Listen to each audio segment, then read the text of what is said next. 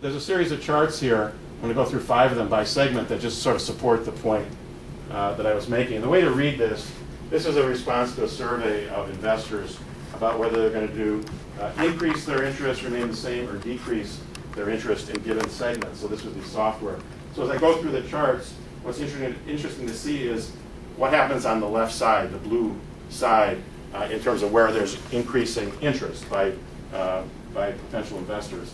So as you go to new media and social networking, oh, by the way, it's also by region of the world, which tells you something about my point about globalization as well. But you could just focus on the US if you wanted. So the biopharmaceuticals, maybe not so exciting. Medical device and equipment, bigger, and clean technology is huge. So as you go through those 5 market spaces, the blue section overall gets much bigger. So it kind of justifies or argues for the point of looking at some of these new spaces, because that's where the opportunities are. So I want to say a few words about culture, and I feel like I'm at risk for making judgments or sounding judgmental. I happen to like California. I've moved there 3 times, I realized, as I counted. But I'm back here now, and I'm actually quite loyal to Tufts and to the opportunities and nature of New England as we start to look at these problems. I'm just beginning to figure it out. So I first thought I would talk about entrepreneurial culture and query whether that's specific to California or not. And then I wanted to talk about academic culture, because that's where I'm living right now at Tufts.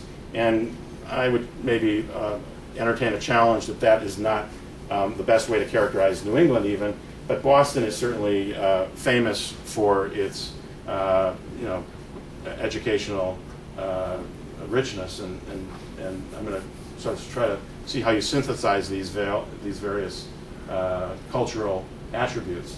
So entrepreneurial culture is kind of known to be non-traditional, non-hierarchical, meritocratic, open, and money is a big driver. And this is sort of extracted from the H.P. way, if you will. It's sort of the way Hewlett and Packard redefined what industrial culture was all about. I don't know personally, because I haven't been in an enterprise in New England, whether that's found its way here and to what degree, and I don't know how you'd ever measure that. Although I imagine there are some papers written about it, because the academic culture here, places like Harvard Business School write papers about things like this. The academic culture is scholarly. It's communal, because there is a community of faculty and students and researchers around that. But it's also quite autonomous. People often are on their own to go off and become the scholar and expert in their field. I think it's more long-term. I think it's driven as much by reputation as anything else. Individual scholars are driven to publish and be recognized for their leadership. And the university, the institutions are known by their reputation as well. What might be different is somebody being willing to say that money matters in this environment. I think that would have been somewhat of a hard thing to assert until you read in the paper this morning, for example, that Cal Berkeley just put the entire payroll on an 8% furlough, which basically means they told all faculty, all administrators, and all employees, don't show up for 8% of the time because you're not going to get paid for it. So that's basically like an 8% pay cut to the employee base. The ivory tower isn't so protected anymore. If you look at the endowment declines in the major Ivy League institutions, you know that story: Harvard, Yale, Dartmouth, and so on. There's been a huge impact in their operating budgets because they were living off the endowment. I noticed that the president of Tufts was boasting pridefully in I think Business Week, it came out yesterday or the day before, that Tufts actually didn't have a big enough endowment to sort of organize their life around it. It's meaningful, and they did have significant losses, like 25%, but they never got to a point where they were going to live off of it, and actually Tufts hasn't had to lay off anybody. There actually, you've heard these stories, significant layoffs at Harvard and Yale and so on, and that's very antithetical to what has been the academic culture. So I think money matters in academia more than it did. So what's the synthesis of that? I'd be interested in look to kind of examine this going forward as how these kind of cultural aspects come together, because I think the world is becoming more homogenous as it's becoming more global, more virtual, and more social.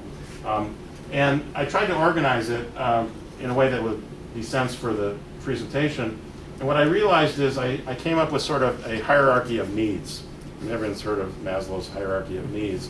And when I pull from these various aspects of these two cultures, first is sort of baseline security, right? That's our natural orientation.